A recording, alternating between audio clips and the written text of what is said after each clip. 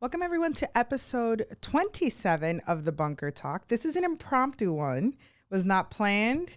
Another out-of-state guest, which is so exciting. Thank you so much, Michael Cruz, for being here with me. Tell everybody who you are, what you do, and how we connected. All right, so my name is Michael Cruz, and I'm actually probably the only Cuban that lives not in Florida. Correct. I live in Maryland, right outside of Washington, D.C., and I'm an insurance agency owner just like yourself. We were at a convention in our space here in August in Marco Island. The resort was incredible. It was so nice. Ironically, the weather was pretty good.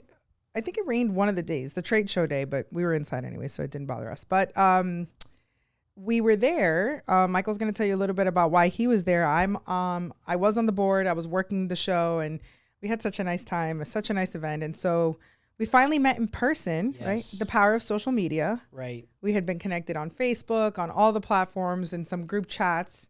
And then we finally had a great Zoom call. We finally met a little bit, and then we're like, man, we need to meet in person. We knew we were going to meet in person there, but, I didn't expect this treat. And then Yes. I finally had asked him, whenever you come down again, let's do the show. And then he told me he was going to be here for a while. So we booked it immediately because Yeah, you've this got is a lot of nuggets to share with Yeah. our audience. I'm so happy we made this happen, and I, like I told you during the pandemic, this area is very dear to me because I would ride my bike a lot through Weston, Davie, Yeah, and it's such a beautiful area. it is. It's so calm, so much to do. You also have my favorite coffee, Cubico. There you go.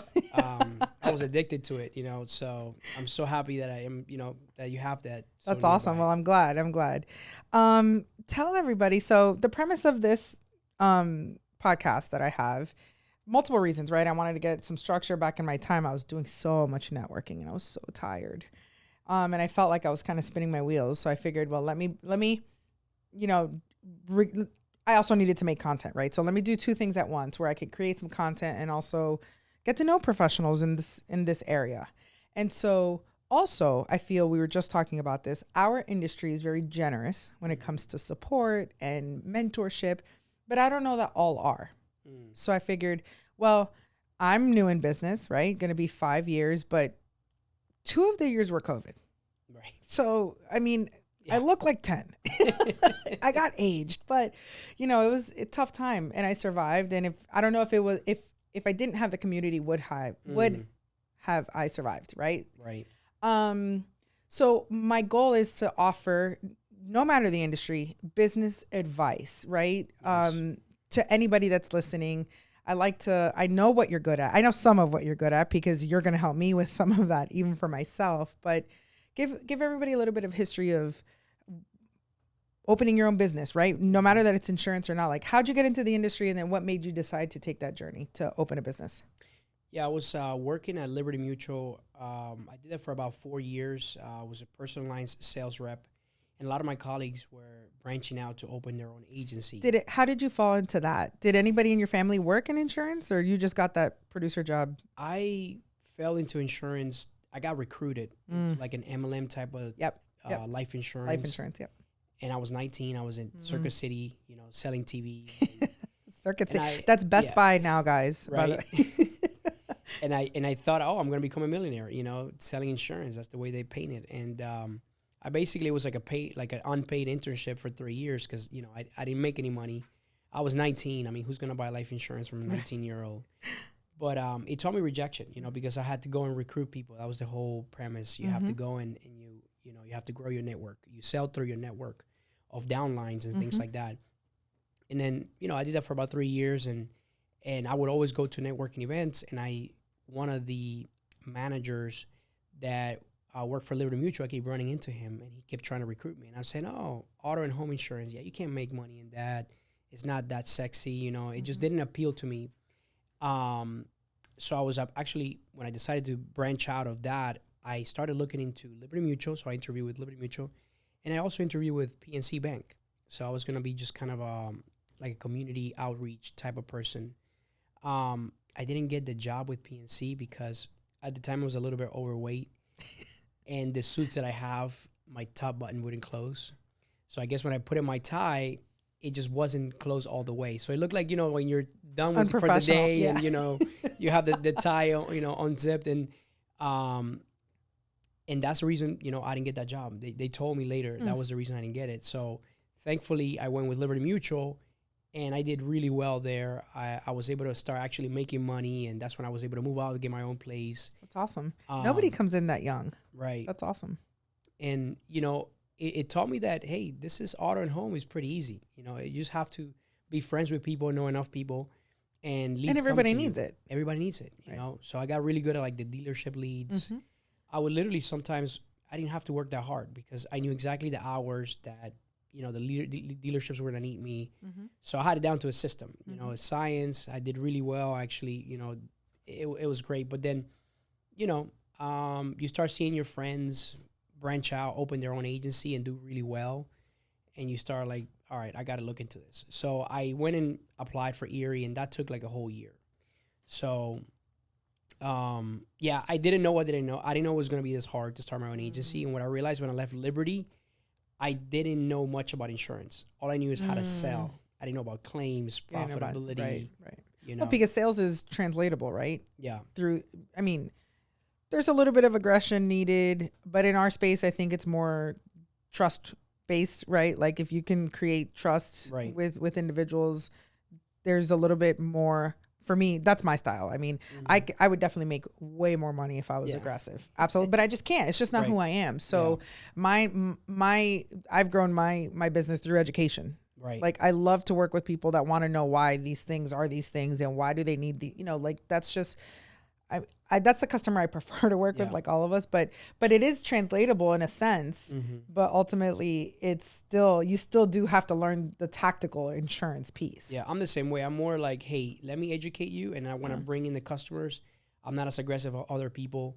Like you said, maybe we'll make more money if we were like, being a little more aggressive. Over time, I have learned how to work smart. You cannot be a secret agent in this business, So when you're out and about, the places you frequent, people need to know what you do. Right.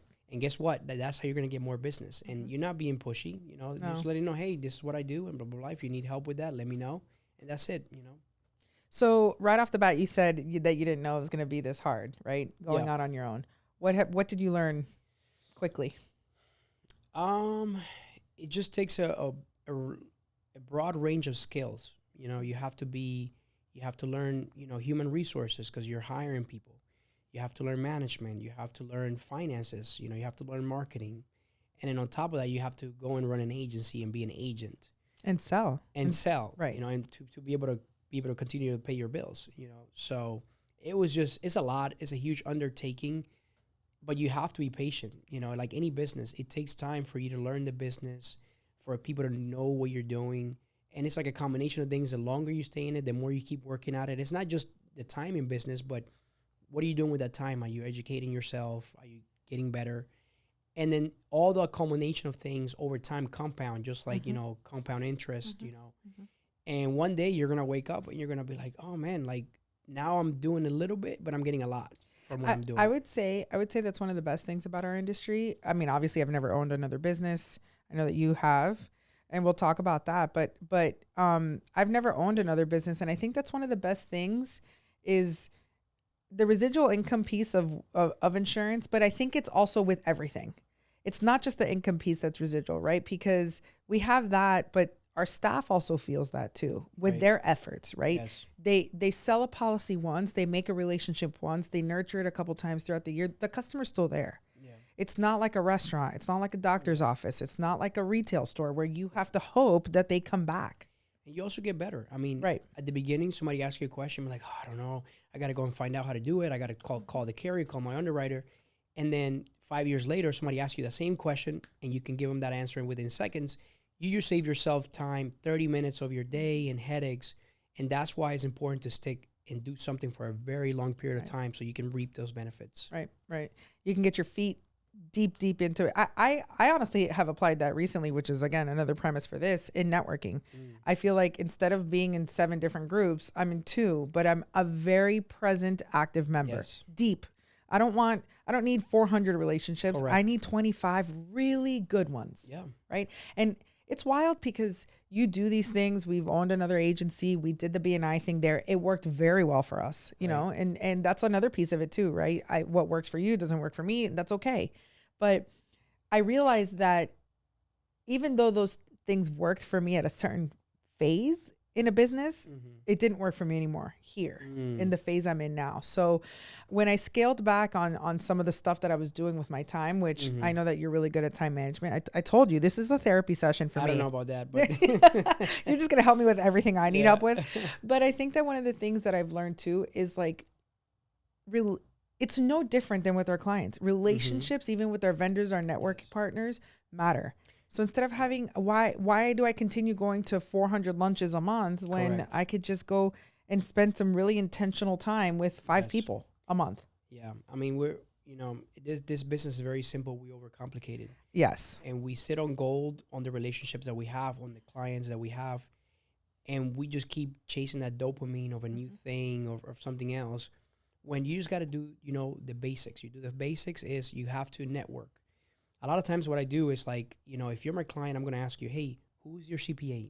Who's your financial advisor? Who did you buy your home with? When I'm calling that person, I'm saying, hey, Ciara gave me your number because, she used you to buy a house. She said you're an amazing realtor.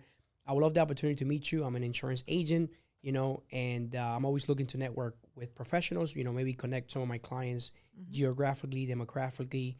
And now you just created a connection that never existed before. And it was a cold call, but it had some warm connection. Right. And you can do that with any kind of thing. You can do it in commercial. You can do it with your CPA. Your CPA has access to a bunch of businesses. And business attorneys have been good for me. And so I think throughout all of the time I've been spending in networking, which a lot of business owners don't do, which is a piece of advice, which I still need to get better on, is analyzing your data. Yes. Right? Go back to your book of business. Go back to your past year of clients. Where do they come from? Correct. Go find more of those people. Yeah. And I realized that I have a really good, strong, and I do belong to a networking group for women attorneys, but even in there, business attorneys are better for me than CPAs, for example.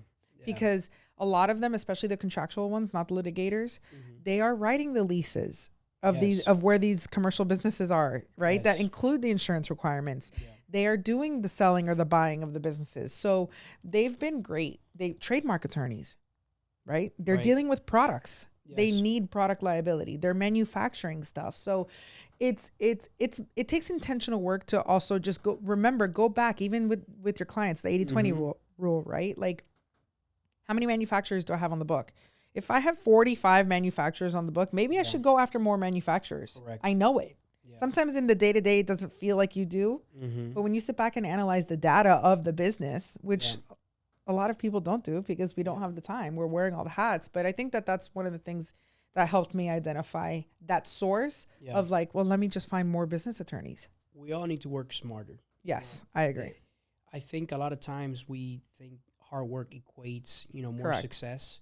And sometimes you do have to work hard, but you have to work hard at the right things. Correct. And I feel like that takes time to learn, and sometimes it's hard, like doing some hard things, it's not sexy. You don't get dopamine. Like it's a little bit boring sometimes, but those are the things that are going to get you to be successful, I think that's so true about having to do the basics. I had told our good friend, Steven, I was like, 2025 for me is going back to the basics. Like I have to go back and do the things that still work in this industry, which kind of suck. It does, right? Cold calling sucks. Yeah. It's not fun. It is more rejection than yeses, but it does work. Yeah. And so it's funny how the basics and being consistent in any industry is it pays in dividends as the years go. It really does. Tell us about your team.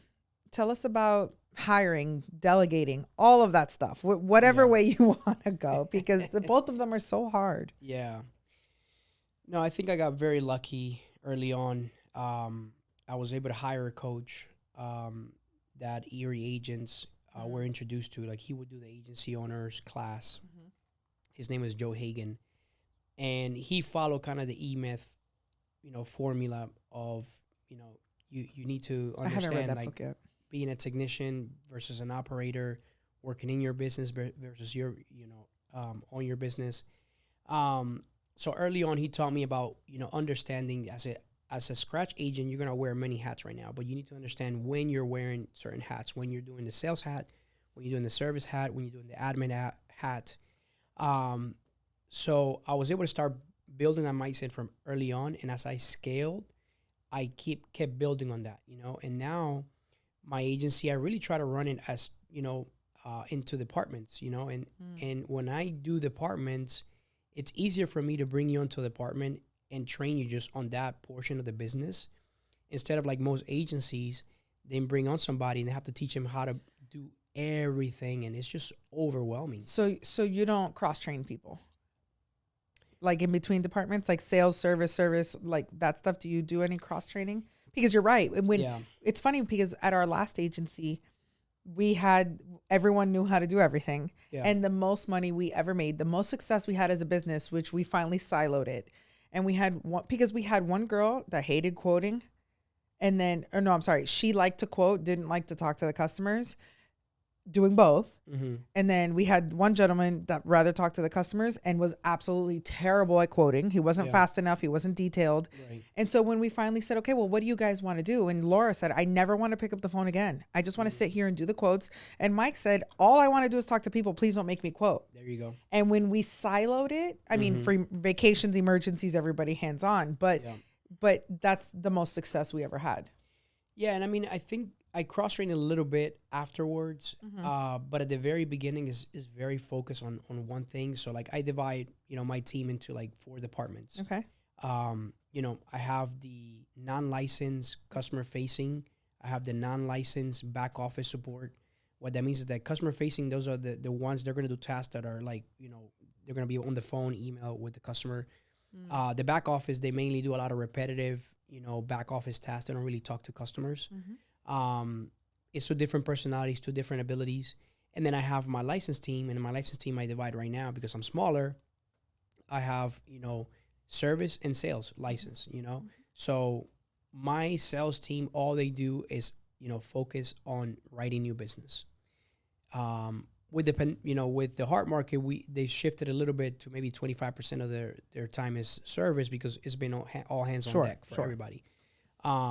But for the most part, in a regular market, that's the way it was, and actually a perfect example of a quoting process, which we kind of dominated in the personalized market. You call into my agency, you're going to speak to my client-facing non-licensed team. They're going to explain to you, hey, here's our quoting process. They're going to gather your information, and you're going to get off the phone. Then my non-licensed client-facing is going to send it to my back office team. My back office team runs the quote. By them not being on the phone, I can get them to do a higher level of tasks because they're not being interrupted by phone calls. They can concentrate. And they can become really good at quoting fast. You can train them on underwriting guidelines and things like that. So, Well, it's very detail oriented. So you don't want people interrupted. And I think that is one of the biggest mistakes that agents make. Yep. And then once that quote is ready, they send it to my licensed sales. My licensed sales then reviews, make changes, and they go present to the client. Once the client says yes, they bind it. They send it right back to my team, and my non-licensed team is the one doing all the post office, sending the apps, following up with the clients to make sure if there's any underwriting issues that we have.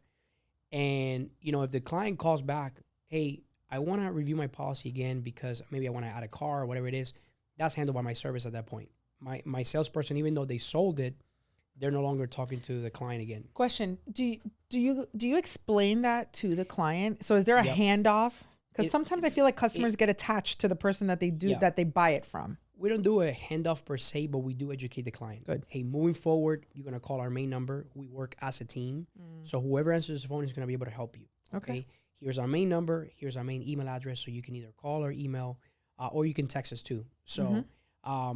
Early on, I decided to do it that way because as a team, I'm able to dictate the level of service. If everybody does their own thing, I can't train on that. No, and I think that in our space, it's very odd that people get attached to us. Yeah. They think about it. How many times, if you weren't in the space, right? How many times would you call an insurance agent a year? Maybe 2-3 times, but people want to talk to the person they always talk to. So I'm going through that right now. because I was doing this by myself for a long Yeah. time. And I have this one client, she's great. And she only wants to speak to me. Yeah.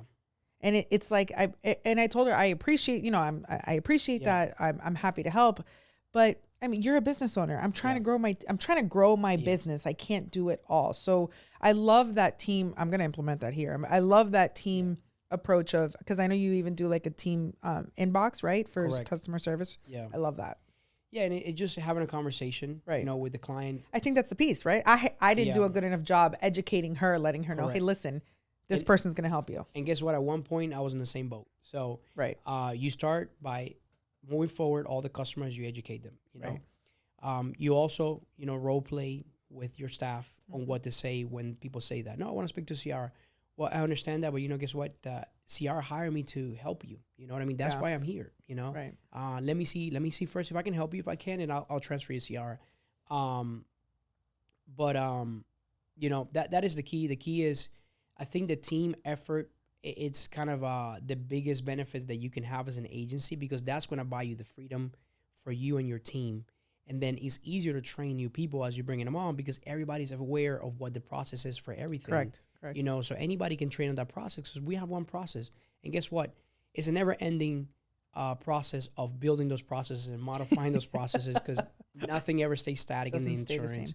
So when people say, oh, give me all your processes, I'm like, it doesn't work that way. If it was that easy, everybody would be successful in this business. And nobody has the same process as you. So I can give you a blueprint of how I do things, but as you start going through the steps, you're like, no, I don't like doing that. I'd rather do this. So that's why you have to go through it yourself. And over time, you need to spot check. If you find that, hey, we gotta change things, then you go back to your document and you change it, because now here's the new process. You share it with the team, and then now you're holding people accountable. By doing that, you're also improving the success of your own team, because now your teams feel confident. No, Michael told me here's the process. You know what I mean? I don't have to guess. Can I ask you a question about that? So how, for someone that doesn't know where to begin with a process, how does someone start? Like I recently started when I brought on my virtual employee, which you guys have helped me with, and she's phenomenal. I realized, because I had 2 prior, and even though for other reasons they were not successful, I also had to do with that, right? Like I didn't have document and process. I just assumed I would tell them how to do something 4 times and they would do it my way, which is it's wild when you think that business owners think like that, but we do. We do. So how does a business owner that has 1,000,002 things to do, where do they start on the process of documenting process? It start with the easy stuff. Start with the easy stuff, and everybody in the business needs to build a systems, mindset. Mm-hmm. What that means is that if there is no process for a specific system, somebody has to help put that process together. And it's gotten to a point in my agency, I don't do all the process myself. Everybody contributes to the process, And we might ask you, hey, do you mind recording yourself doing that thing? And now we have a process for it, because, now it's even easier with AI. We use Loom a lot. Mm-hmm. So now I can record myself doing a task, have Loom transcribe it and create an SOP for that thing. Now I can take that Loom video, upload it to my learning management system so that I can train new people. I can tell ChatGPT, based on the transcription, give me 5 multiple choices to test to make sure that this person, retain the information. And then I'm going to take that same text and I'm going to upload it to a chat bot, so that if moving forward that person has that question, they don't have to go inside my intranet to find that document. They just have like a Google search box, almost like, and then search, hey, how do you add a vehicle to this carrier? That's so good. Yeah, I mean, it's it's so good. It's not completely live yet, but and what I found is, like, you got to have one person kind of in charge of managing it, because they already know. You first have to put the folders in your, intranet, whether it's Google Drive or Microsoft. So when you send the document to that one person, they know exactly where it goes now, But it also forces you to organize your internal processes. So, like, I go by the way in my mind, the way I have it organized was sales, service, technology, carrier and agency operations. So, with the service, then I list all the service things, that the different service tasks that we have: cancellations, vehicle changes, On the sales, then I have my 4-step sales process, and on the carrier stuff, you can put underwriting and stuff like that. And then the agency operation is going to be everything specific to your agency. Mm-hmm. It could be your learning management system. It could be the way you answer the phone and stuff like that. Email templates and stuff like that. But you don't get there overnight. Right. It takes time, and you got to get the whole team involved, which takes buy-in from the team. And things like that. Can I ask you a question about that? Like, I know that you said the importance of actually going back, continuing to go back to them, right? And tweak it. So I like that you said one person's in charge, right? So there's not 4 different people updating things, right? Yeah. So does everyone go through that one person? Is it a team meeting? Do you do it quarterly? How often do you assess and change? That just started because my intern was the one that took over the project. So I would say for the most part, like, myself and my operations manager, we're kind of the ones that review it and kind of put our stamp on it. Right. And then we send it to him. But, he's the one that's in charge of putting it into the intranet, upload it into LMS, upload it into the chatbot. By having one person dedicated to it, he knows exactly where everything is. In the chatbot, for example, the way it works is that you upload documents. So you have to go and find the old one, delete it, and upload the new one. So that's why it takes somebody to know where everything is, We're just going to pivot real quick. Internship. Tell me about it. How do you find them? Yeah. How do you source them? What do you have them doing? I stumbled upon it. First, it was one of my producer's sisters. It was an amazing story. Oh, I think I remember seeing that. She would bring her to the office, and, when she was very little, and she actually left a note on my desk saying, I hope one day I can work for you, blah, blah. Well, fast forward to, when she was 17, she asked me can I work with you guys, So we had to start thinking, hey, what kind of things can she do? Mm-hmm. So we started with very little things that she can do. And, she quickly evolved. We kept adding, responsibilities to her to-do list because she was really good at it. So that kind of fell on my lap. The next intern was through an Erie insurance program where the branch, Erie as a company, has started this whole initiative, which is awesome, where the territory managers will go to colleges to, those open houses and basically try to recruit people for summer internship. The cool thing with their program, they were also helping financially to hire these interns if you met certain requirements. And, they had kind of a few ideas that they could do. But for me, it's already in my mind, when I already had a few projects that I wanted him to do, I actually got him licensed. So he studied for 3 weeks. I didn't have him do anything else. It's a huge gamble because he started on May 13th. So he didn't really start working until June something, mid-June. And, but, for the summer, basically all he did for us was basically that, just taking all of our Loom videos, uploading it again to Loom, transcribing it, create an SOP, and then put it in the intranet, put in LMS, put in the chatbot. But we also simultaneously taught him a few things that we want him to do when he's in school. So now he just went back to school. He's off for 2 weeks. We're gonna have him do very specific things, and he can now work part-time. But the cool thing with SCR is that this is someone that's young that you're cultivating. It's hard out there with the job market. You may study something, but then you go out in the world and you may not like what you study. Right. It happens often. But now you have this affinity, you're comfortable with this work environment and you like it. You prefer to work for me than go and out there start over to something that you don't know what you're going to expect. So it's selfishly, I'm also kind of recruiting talent early on and investing early on. I like that. I like that. I like that. So many, the takeaways, right? Even if you're outside of insurance, you got to think outside of the box, right? In employment, in offering, I feel like I've never even thought of internship as an option. I think that also, even if you don't have the bandwidth to do things now, it's good to keep a running list, right? Of projects that you would want to do if you did have the time. And then that's the perfect opportunity to bring someone in. Right. I don't have that. That's genius. Yeah.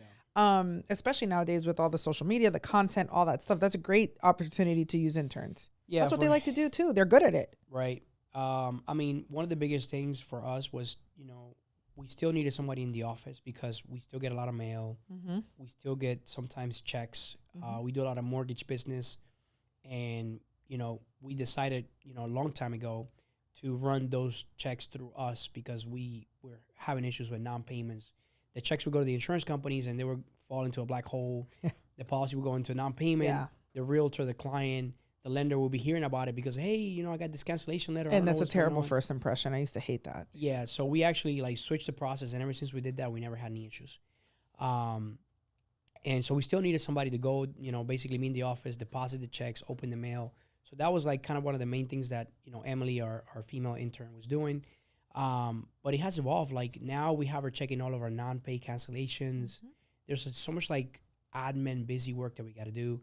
Even our main text line, when people text us, who's going to grab that? So we've assigned her to kind of grab those texts and assign it in the management system. Even the mail, when the mail will come in, if it's a task or something, she'll be assigning it to the agent or our management system. So it's so many little things that they can do. Obviously, when you're starting out, you may not have a bunch of things, but as you grow, there's a lot of tedious work that someone has to do. And I think there's a lot of tweaking. Yes. It's not it's when you start a business, you have all the time in the world to think, to do, to all that stuff. Right. And then once you start I think what happens, because this is what's kind of happened to me, is I had a lot of time. I was doing everything. And then overnight, I was underwater. Yeah. And it's now I'm trying to rebuild. I'm trying to put all of these things in place. When I was doing it by myself, I was well, it's just me doing it. Why would I spend time on that? And that's a mistake that I made. The biggest challenge owning your own business is your biggest benefit is also your biggest downfall. You have a lot of freedom. Mm-hmm. So you almost have to self-police your time, because if you don't, you're going to find yourself getting pulled in many different directions. And that takes time. Trust me. It doesn't happen overnight. No. But you have to learn to say no, which is hard. I'm telling you, I am in the middle of that right now, where I am trying to do it because look, you have the feeling of, man, that one coffee, that one lunch, it could give me the next big opportunity. Right. But I have never valued my time more ever since it stopped being mine. Correct. Right. I'm being pulled in so many different directions. Yeah. I have notification overload. LinkedIn messages, emails, Facebook messages, the group chats, right? It's just constant. And it's just I think it also is because I'm not a mom. I always say this because if you're a parent, you're used to your time not being yours, right? You're last, right? Your children are first, your businesses, your everything, you're last, right? Whether you want it to be that way. And I'm not saying it should be that way, but that's usually what happens. And I think that I feel it's my time has gotten so thin that over the summer, I realized I have to start saying no. Yes. And I don't know how to. Yeah. And I feel bad when I do because I want to help people, right? Especially being a woman in this industry, as basically a double minority, right? I'm a minority in ethnicity in this industry and a female owner. Right. Right. Yeah. So the feedback that I get is always so encouraging from especially younger women in this industry. So I feel I have a responsibility to do more and to do more. And it's every time I say no, I feel guilty because it's just well, Ciara, if you really wanted to make a difference, you would say yes. So it is hard. So give me your advice. How do you do it? So you first have to prioritize yourself, because if you don't have you running at the optimal capacity, you can't help other people. Correct. That means you got to prioritize your health, your relationship, your mental sanity. Then comes work, then comes everything else. At least that's my priorities, right? It's different people. Maybe if you're spiritual, you might have different priorities. But, so I think you also need to, as much as at the beginning, this idea of whole time blocking, some people don't want a really structured life because they feel hey, that's boring, that's too much. I was that person. I think that's why it's so challenging for me, because you don't want to be a robot. I've always been a free spirit. You want to go on vacation with me? Let's go. Yes. We'll pick a place. You want to do whatever you want to do? I'll just go along. I've always been that way, but that doesn't really work with owning a business.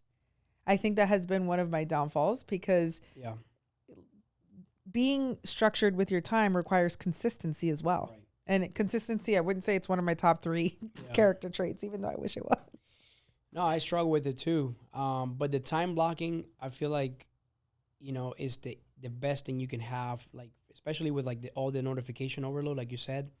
Like, hey, if you're gonna pick 1 hour to do something, put your phone to do not disturb. I gotta do that. I don't. Your email, close your email, and work on that thing. What happens? We start working on that thing. We get a phone call. We get an email, and that takes you out of what you're doing. And that whole switch tasking of like, going from like deep concentration to a phone call or an email, and then trying to get back into what you were doing. I feel like that's what burns us out mentally. So we just have to be disciplined with that. We have to be disciplined with our time, and then know the difference. When you're working, you're working. When you're off work, you're off work. Yeah. And our lines blur very quickly. Mine are so blurred. And then you have a whole day where you work for like 10 hours and you don't do anything, so. That happens to me all the time. Yeah. I feel like, honestly, I'm going to be really honest because that's what this is about. I feel like even for myself with my time, which is really embarrassing to say as a business owner, and it's really bad. And talking to Steven, I realized it. And I said, I looked at a week of my calendar, right? I have one team meeting Monday mornings at 9:30 with everyone, including Eileen, our virtual employee. And then that's it. I don't spend all of my time is outward, networking, lunches, all of that, all of these things. And I thought to myself, Ciara, they need you. Like, not only are they young in careers, right? Which is one of the advantages, I think, to being, we were just talking about this, right? Like, you hire fresh young talent, you got to groom them more. Correct. They require more work just in business world, not even, and then on top of that, insurance stuff. Teach them about the tactical insurance pieces. What is it that they're selling? Why do you have to read exclusions? Those types of, like, all of that stuff. And I thought to myself, wow, you are doing them such a disservice because a lunch is more important than your team. Yeah. So I realized, okay, well, I need to give them each at least an hour a day. And it's funny because I spend more time with Eileen, I think, because I realized, well, she's far away. She doesn't get to talk to us. Right. So I've been more intentional with that. Yeah. And so I end the day with her, right? Yes. At the end of the day, on camera, let's check in. Are you doing okay? Love that. And everyone in the office, Sophia's just going to get started, but I still spend time with her in the morning. Yes. Mandatory. That's the way. Camera on. We need to see her. We need to see her smile. She needs to see us laugh. Yeah. I want her to feel a part of the team, but I've neglected them. Yes. And I realized, oh no, I need to block it in my calendar. And I thought to myself, I'm probably going to block the rest of my year. I have to. Obsessed with telling people how hard we're working, or how busy we are. I want to challenge everyone. Try your best. Hey, finish working by 5 p.m. There's nothing wrong with that. But you know what that does? That pushes you to try to get as much as you can done by 5 p.m. Correct. So, from time to time, we're going to have to stay late. Sure. You do what you got to do. It's your business. It has to get done. But stop being obsessed with this whole thing of I'm working 10 hours, I'm working 12 hours. Because it doesn't mean that you're doing more. It doesn't mean that the needle is moving in the right direction. Right. And that has taken me time to understand, and I see it in my team. I have, especially my virtual employees, like I have people that, it comes to the end of the day and they're done with their task. And then there are other ones that, that they can never stay up to date with their task. And, I look at the person that actually is up to date, and it's like, this person is like, go. Don't talk to me right now. I'm trying to get my work done. And because she knows, like, when she's, she needs to get her work done before that time. So she can go to the gym, she can do her things, and not have to stay late to get the work done. So I think we need to start pushing more, businesses to it's not so much of the time you're at work, right? It's what you do with that time at work, Correct. I know that you're super passionate about attracting talent into this industry, and we thank you for that because we need it. And I know that you're piloting a program with your employees, right? As far as the 4-day work week, correct? Talk to us about that. How's it going? I know that you told us when it started, but check in. Yeah. And I actually recorded a bunch of content that I'm kind of holding on to it. So I'll give you the first sneak peek here. No, and I haven't wanted to advertise it a whole lot because I also don't want my clients, to kind of freak out. Sure. And I also don't want them to kind of blame whatever issue that we may encounter on that. You know what I mean? Correct. But I tell you, I think it's a wave of the future. I did it because with the hard market, what was happening is I felt my team was burned out. Yeah. They're well paid. We're all trying our best, but we were just burned out. Sometimes it's not only about the money. Yes. And I just didn't know what to do. So in my mind, I'm like, I'm going to lose these people. If I was in their shoes, I don't want to do this anymore. This is very tough, So for a month, I just kept breaking my head. And that's where that kind of idea came about, because everybody kept talking about more time off. Even myself, with my whole mental sanity. So I started on this journey of reading online, watching YouTube videos, but I couldn't find what I wanted. Nobody was doing what I wanted.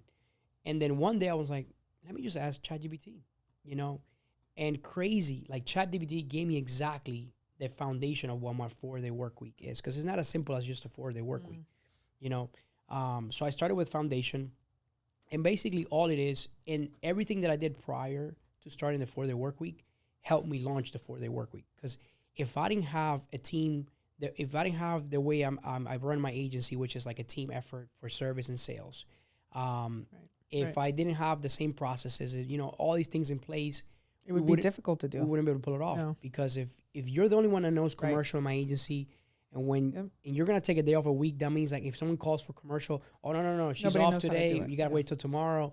So I can't run a business like that. My business has to operate 5 days a week. Your business cannot hold you handcuffed, and that's what that does. Yeah. That the way the majority of us run it, we're handcuffed. We're handcuffing ourselves. Yeah. Yeah. And I had been talking about it to my team for like a month, and then one day I just came by. I'm like, all right, starting Monday, April 29th, we're starting a 4-day work week. And everybody was like, nobody believed me. Nobody believed me because they were like, this is too good to be true. Right. So we launched the schedule.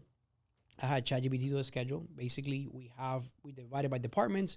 So we always have coverage on every day of the week. We always have one person per department, in place. I decided I wanted to rotate only Tuesday through Friday. I didn't want to give Monday because I didn't want people wondering, do I work Monday? So I gave Mondays are also so crucial. They're so busy. So busy. Yeah, no. So Monday's like all and I hands feel on like deck. it sets the tone to be in the office on a Monday. Yes. Starting your week on a Monday is different than starting on a Tuesday. I'd rather give you a Friday off than a Monday off. Right. So but that is nice that you include Friday. Yeah. That is nice. So everybody, we rotate the days.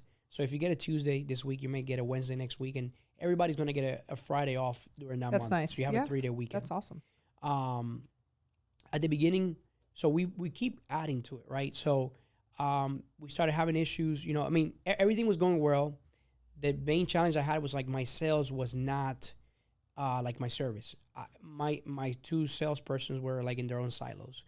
So I was like, hey guys, I'm going to create a quote at Foresight email. Moving forward, you're not going to use your individual email, because if you're out on a 4-day work week, I want to be able to, like the other salesperson or myself, to step in and close that lead for you. I don't want to lose the lead, so we don't interrupt the business. And that was kind of one of the hardest part, because the 2 girls were never really talking to each other like that. So I forced them to come up with again, I didn't do it myself. I told them, here's the rules of the game. You guys want a 4-day work week? This is what we need to do. Not because I'm dictating it, but just because this is what has to happen. Well, the thing is that also they have to have some skin in the game. Like, Correct. that's super generous of you to do, but also like work with me and work together. Yeah. You have to. So, there was like some issues there where like there's always going to be issues. Bumping heads. No, I do it this way. No, I do it that way. And I'm like, listen, I don't care who does it how. Let's decide how we want to do it moving forward. Correct. So they figured out. They have it running extremely well. So that was like the biggest piece that we struggled with. And then we had other challenges like, if we were trying to give everybody kind of the flexibility. Hey, if you have a doctor's appointment and your day is Tuesday and you want to swap it with another person, no problem. But then from our operations manager that would put the schedule together, she became like a professional scheduler, because we're trying to move all the people around. I'm like, no. We're not going to do it anymore. We're going to have a set schedule. This is your work schedule. If you want to take a day off outside of your 4-day work week, you ask for your PTO. Right, be like regular vacation days. And what we've done is like if I have a holiday during that week, they're not going to get an additional 4-day work week. So the holidays Is the day. is the day. If you use a PTO or sick day, that's your day. You're not going to get that in the 4-day work week. So it's very generous. But, and then, you know, we kind of ran into some challenges because sometimes the PTOs, you know, we were like severely understaffed some days, when, especially during the summer when everybody takes off. Right. So those were kind of like the biggest challenges. But for the most part, the biggest thing that I've gotten from it, especially for moms in my team, they're like, Michael, that's the day for me. Yeah. Because on the weekends, I got to take my kids here, my kids there. Yeah. I'm basically, you know, a babysitter. But on that day of the week when they're in school, I can relax. I can do my thing. I can go to a coffee shop. I can have a nice restaurant. Sleep in. They could do whatever they want. I can sleep in. I can do whatever I want. So, you know, it really shows like people come back, you know, recharge, you know. And it also forces you, what we talked about putting a limit when you work. You now have 4 days instead of 5 to get your work done. And so the key here is that you are not making them work for 10-hour days. And that was another thing that I wanted to make a point. The 40 so they're hours, not making up the days of the hours of day 5. Yeah. And that was my next project. You know, I wanted to prove the whole 40 hours a week. That's it. You know, we've made so much advances in terms of productivity. How come we still got to work 40 hours a week? That was set back by Henry Ford back in the, you know, early 1900s. So, you know, what's the point of us keep evolving in productivity and stuff like that? But if we can't benefit and we can have a better work-life balance, and it all ties together about working smarter and not harder, you know, and his obsession with this whole, you know, overworked society. So yeah, they work 32 hours a week for the most part. I love that. I mean, I feel like selling everything and working for you. I'm telling you, like, you know, they've done studies like you got to pay. Someone is willing to take a 25% pay cut to, you know, basically to basically have a 4-day work week. And you're not doing that. Correct. You know, that's so that is what's incredible is that for your staff to get this benefit, all they have to do is work smarter. Correct. Is be productive when they're on the clock. Be productive when they're at work. Yes. Focus on their tasks. You're incentivizing productivity. Yep. By a free day and not because everyone that rolls out the 4-day work week, it's working 10 hours. Yeah. Which doesn't help a mom. It defeats the purpose. It defeats the purpose for the work week. Right. And it also, you know, like you said, incentivizes collaboration. Correct. Why? Because if you guys don't work together to make this work, this goes away. It kills it for everybody. Right. If you don't want to be the one to kill it for everybody. Yeah. if the business start taking a hit, I need to cancel it. So this is a pilot, right? So you have to work together because if you have to call a client the day you're off, you're going to ask your coworker, hey, do you mind working it? You also have to put notes into the system. I was going to say, documentation has to be stellar. You have to leave the notes, like if someone else picks it up, they know exactly what to do. I tell everybody here, because again, I have young people and communication is not their best, their strongest suit. And I tell them all the time, whenever you're documenting the system, I want you to document it in this way. What brought me here? Yeah. So what action, an email, a phone call, something, an underwriting memo, what did you do? Yeah. And what needs to be done? It's threefold. All of the notes need to be threefold. Why are you in the file? What action happened? Right. What action did you take? And what action needs to be taken? Yes. So anybody that steps in and is in the file can know what to do seamlessly. That's it. And every piece of documentation in the system is those 3. Yeah. And I feel like the biggest bargaining card to get your team on the same page is that 4-day work week. Because you're basically forcing them to run the business the way you should have been running from the first place, which was a systemized way. But there was cushioned time. Yeah. And I was running my numbers 2 weeks ago. I have given in my team total since I started, which is basically beginning of May, April 29th, 105 days off in the 4-day work week. Not PTO, not counting PTO, not counting the holidays that we've had, like July 4th and things like that. 105 days off. I mean, that is mind blowing, in a short period of 3 months. Yeah. So you're super proud, of that project. Do you include your virtual employees in this cycle? Yes. That's amazing. Yes. That's amazing. Yes. No. They're no different. Everything I do in the U.S., I do in Colombia. You know, and that's just the way it is. You know, they're part of the family, part of the team. They got to be treated the same. Yeah. You know. I love that. Talk to us about virtual employees. I mean, it's been the savior for me because, you know, the insurance marketplace has gotten harder and harder. What's expected for us to do is more and more. And then we don't have a lot of the tools that we need to do our job successfully. People think, you know, for example, something as simple as like a question that someone asks is never a simple question for us. We have to open up your account. We have to go in and pull up your policy in the carrier, because if you ask me a question about your policy and I answer you something, you know, and don't even look at your policy, and then let's say your policy is canceled, or let's say you need something, but Michael, like I messaged you, why didn't you tell me that was an issue with my policy? So we've, you know, it's never just a question. You know, you have to pull up the customer and the management system. You have to note the question they asked, the one. So we have a lot of compliance as insurance agents, and that's what people don't understand. So our job has gotten harder and harder, and it's harder to find people here with that level of talent. And you can find them, but then you're going to pay a lot of money that we as, you know, agencies just don't have. You know, the margins are not there. They're shrinking. You know, so that's why I went on that venture, and I feel like I'm just so impressed with, you know, Colombia. Right now we're in Barranquilla, which is the coast. The cool thing with Barranquilla is that they, from early on, many years ago, decided to have English taught in schools. So a lot of the people leave school with being fluent in English. And I'm just so happy they did that, because what they've done is that these young people, they've opened up their doors to the world. Well, it's the reverse here, right? Like, if there's a school or a family that takes it serious to teach their children Spanish, it's the same thing of the opportunities double. Yeah, and, you know, we rely a lot on them, but, you know, I've also learned through mistakes that you can do shortcuts, right? So, like, for example, in Colombia, we have an office space. There's biometrics for you to get in. We have laptops that they never leave the office, you know. We have cameras. We have, you know, we outsource the security to Lightspeed, because, you know, we're monitoring all the time what they're doing in their computer.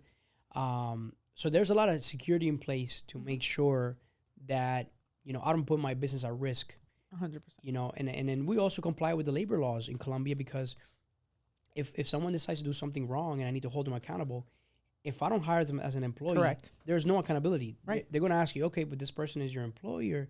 You know, you don't have any jurisdiction over there as in, you know, a foreigner, you know, especially if you're just paying them under the table, meaning even though you're paying them directly, they're not reporting that income. You know, they're not getting any kind of benefits. So don't expect to go to the Colombian or whatever country, you know, government to claim when something happened. Right. You don't have any recourse. You're doing it, you know, wrong. You're equally doing it wrong. Exactly. You know? Exactly. So, you know, and I think that's the message that I want to give to agency owners. A lot of people are trying to go direct. And especially if they're going to be handling like sensitive data, you don't want to save a few bucks, you know, to risk your entire agency because you're not following. And guess what? Like when you have a third party, sometimes you're held better accountable because you as an agency owner, you're too busy to keep track of how to follow all these rules, all this, where we have people over there literally. I don't know the first thing about those rules. Correct. we got enough rules here. Yeah. Right. And it's funny too, whenever I hear agents that all the Facebook groups that are just constantly direct, or I go direct. And it's just like, I mean, isn't it the same in our business? Isn't the whole premise of our business being the professional, the expert, the one that's here to serve you? Like, isn't that the same thing that you would want with going through a company versus direct? You are not the expert at overseas talent. Correct. You've already made the mistakes. Yeah. And guess what? If you guys make another mistake, I have someone to hold accountable as well. Yes. Like I just don't understand the mentality of we fight this every day in our seat. How's it not the same? I had to go recently to the process of hiring an in-person person in my office, CSR. And I was like dreading it because I'm like, oh, now I got to put up an ad. Now I got to do a bunch of interviews, got to review a bunch of resumes. It's just such a huge time where like in Colombia, I literally just tell my team over there, hey, I want to add somebody else. they start, interviewing people, and things like that. And now I'm getting profiles that are pre-qualified, pre-vetted. Yeah. It's a team. I view it as it's almost like your own outsourced team. He's a recruiter there, right? That you're not paying any extra for. Correct. So yeah, I mean, I think agency owners need to be smart. Just like, don't go and start your own like CRM, or like it was wild to me. Someone, I'm gonna build my own CRM. I'm like, dude, what are you doing? This is not your how. Focus on insurance. Right. Become the best insurance agent you can do. Build your processes. Keep your machine up and running. Everything else, is outside of your wheelhouse. Don't waste time on that. So I'm very thankful. Colombia, has very good, education system. Mm-hmm. Their language is very neutral. Mm-hmm. So when they speak English, it's a lot easier for Americans, Right. Sadly, if you hear like an Indian accent or a Filipino accent, sometimes people take offense to that. Yeah, where you are geographically absolutely matters. And I think the Spanish accent is more widely accepted just because in those less populated areas where there's not a lot of diversity, there's always Spanish people. We're the biggest minority, you know right, what I mean? Right. So in the middle of Idaho, there's some Spanish people. So people in general are a little more receptive to that English accent of or the Hispanic accent. They're also in a very similar time zone. They're in central time zone. Yeah. So they're not working overnight. Yeah. I mean, it's Philippines tough. Challenging for them. I mean, and kudos to them. I mean, the Philippines are amazing, by the way. Very hardworking people. Yeah, my virtual employee is in the Philippines, and she's fantastic. They're like so loyal. They're amazing. Yeah. But the cool thing with Colombia, you're gonna be able to retain a higher level of talent because they're not working overnight. They have a better work-life balance. Sure. So yeah, if it wasn't for my team in Colombia, I don't know what I would do, especially with this hard market. I mean, we were throwing curveball after curveball after curveball. And I feel like we're seeing the light at the end of the tunnel right now. I think as an industry, it's coming. Yeah. I think we're already seeing some of the property markets open up again down here in Florida, which has been, we lost 8 carriers last year. Jesus Christ. So yeah, it is coming. I do think it's coming. And I feel like, for us, what it's helped us do, it's helped us clean our book. We've done a lot of re-underwriting. We've educated. I feel like our agents were forced to become more educated on how to talk insurance that it wasn't necessary before. Now you talk about, I feel like now we really understand how insurance works. I think a lot of people before didn't really understand how the economics of things affected insurance. Correct. And it's a very simple concept. Like if it's costing more money to replace a car, replace a house, the insurance has to go up because the risk increases. At the conference that we were just at, Marshberry gave a presentation about the cost of insurance and what's happening. Why is the market hard? Why all of that? And I took a picture of the slide. I think it was either 28 or 29 billion dollar natural disasters. Christ. Right? Having that conversation with your customers puts it into perspective, because it's always, well, I didn't file a claim. We haven't had a hurricane. Well, yeah, but insurance is global. Yeah. Right? It's not just your local economy or your local, the fee structure in Maryland. It's a fascinating thing because there's so many aspects of it, right? You have this pool of money and so many things are affecting this pool of money, right? Fraud by clients, fraud by agents, right? I think Billy Williams, recently I was watching a webinar and he was saying, hey, agents also contributed to the fraud 100%. Because if you're not putting, let's say, the right mileage or whatever it is, or you're saying the roof is newer than what it is, that's premium leakage. Well, I'll tell you, I mean, once a month in the news down here, there's an agent arrested for fraud. And we just, again, at our convention, our legislative update, they talked about the fact that our association has done so much work on the assignment of benefits piece of trying to end the signing over of the claims benefits to a third party so that they get the check and then they disperse the money to you, but they keep that's gone. But the attorneys, the trial attorneys, and it's something that we're constantly fighting. That's the bulk of what was discussed at that event was that. Yeah, the roofing fraud. I mean, it's wild. Down here, it's things. Bad. Yeah. So. But yeah.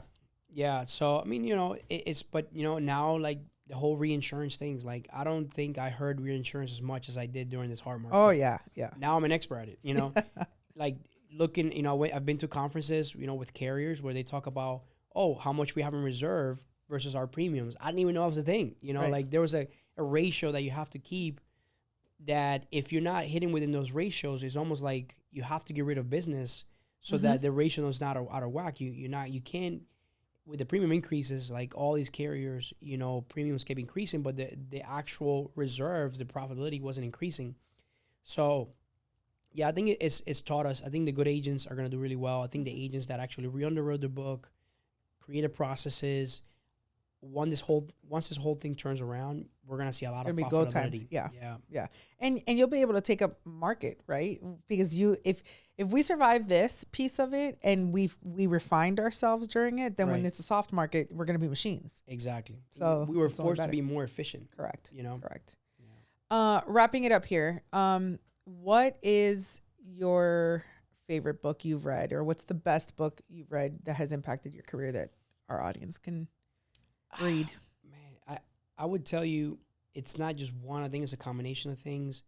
I think a lot of the original kind of like self-development books from, you know, a couple of decades ago, like How to Win Friends and Influence People, 7 Habits of Highly Successful People by Stephen Covey, you know, Think and Grow Rich. Think and Grow Rich. So good.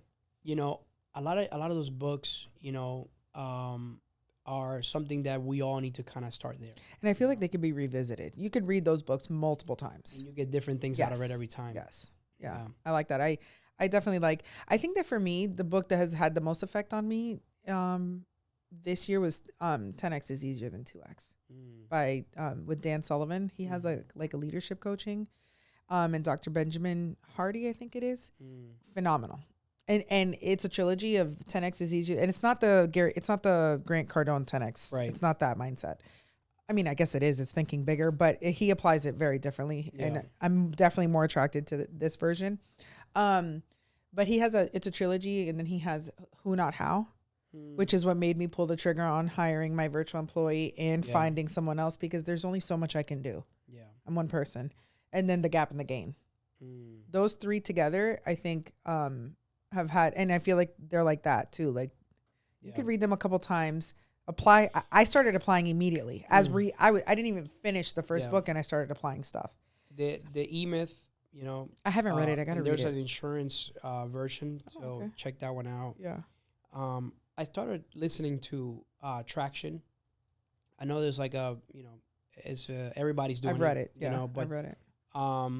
I think just kind of reading it, understanding, and kind of like tweaking it to Taking your whatever, own, taking whatever it is. And I think that I read it, but obviously I don't have that big of a team, but I know people that have 50, 60, 70 employees, and it works now very well. I think at that scale, it needs to be like that. I'm going to shift your mindset. It's good that you don't have that many employees, because guess what? Now you get organized so that you can scale to have when you have those 50 employees. Right. You know, and again, like the 4-day work week, I benefited that the fact that I've been working on this for years on my business. So, and I always tell, you know, people this, like, you got to think like you're a big business. Right. You know, and that's what's going to get you to be a big business, you know. It's true. That's kind of why I rent this spot from my dad. He's like, I told you he's old school. He's 72. I love your office. Thank you. And he's like, no. If you're working from home and you're home by yourself, you got to feel like you're a big business. Like you're coming to a place, you have to come here, you work together. I'm like, all right, you're right. I mean, he's not wrong. Yeah. He's not wrong. I mean, if I come in here and I'm going to we be got super productive. right there. Yeah. You know, you just take a little stroll every day. My productivity just goes off the roof here. So listen, you can come and work here whenever you want. Oh, you don't have to tell me twice. Thank you so much for coming and spending time with me and giving so much of yourself to this industry and to our new friendship. I'm super happy that now I can call you a friend and I have your number and I can text you. Yes. I'm super proud of you too. Keep doing amazing things. Thank you. We all love you. Thank you. I appreciate that. I think you represent well, you know, the Latin community, the women community. Thank you. You know, I know you have to wear that on your back, but just know that I feel like you may not realize, but what you're doing is that you're paving the way for more people that look like us, that come from our backgrounds, to, you know, say, hey, if she did it, I can do it, you know. And it may not be now, but I'm telling you, like, just keep doing what you're doing, be true to yourself, and you're helping a lot of people, you know, in the process. So I appreciate that. Thank you. Tell everybody where they can find you. You know, the best way is on social media, Michael Cruz. Facebook, LinkedIn. God, we didn't even talk about Microsoft. We're gonna talk about it at lunch then, because there's so much I have to ask you. Don't get me started on Microsoft. He's the Microsoft guru. No, Okay. no, not even. But I am a big advocate for it, because it's in a short period of time, it changed my business. Yeah, that's awesome. Thank you. Well, I have to be at part 2. So you have to come back. Yeah. Anytime you come back, you got a guaranteed spot here. There you go.